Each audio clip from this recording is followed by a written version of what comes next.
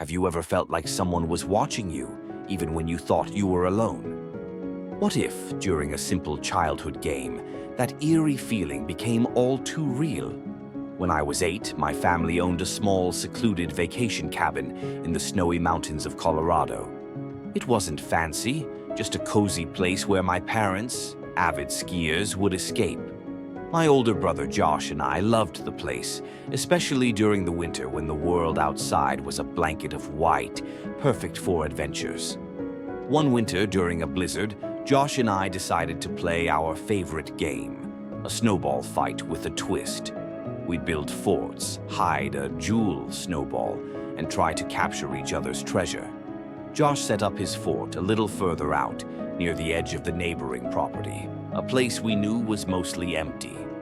The snow was thick and the wind howled around us, but that only added to the excitement. Once Josh disappeared into the snow, I waited for his signal, a whistle, to start the game. But the whistle never came. After what felt like ages, I decided to check on him. I made my way through the knee-deep snow, the wind biting at my face. When I got near the neighbor's property, something felt off. Josh's fort was there, but he wasn't. Suddenly, the front door of the house creaked open, and a woman's voice called out. "Are you looking for your brother?" she asked, her smile too wide, too friendly for someone we didn't know. I froze. The house was supposed to be empty. "He's not here," she said, waving me inside. Her eyes, though, didn't match her smile. They seemed cold, calculating. My heart pounded in my chest.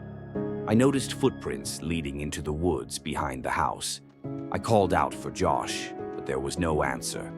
The woman stepped closer to the door, still smiling, but the unease in my gut screamed at me to run. I turned and sprinted back through the snow as fast as my legs could carry me. When I reached our cabin, gasping for breath, my dad and Josh were outside. Relief washed over me, but Josh looked shaken. He told us how he had heard someone calling him from the house too. A man had invited him inside, saying he could warm up while he waited for me. Josh had run back as soon as he heard that. Alarmed, my dad grabbed a flashlight and went to the house. But when he arrived, it was locked up tight, and no one answered.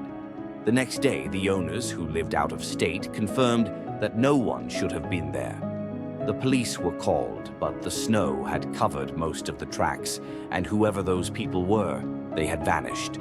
We never played near that house again. Even now, years later, I get chills thinking about it. What if we had gone inside? Who were those strangers, and what did they want?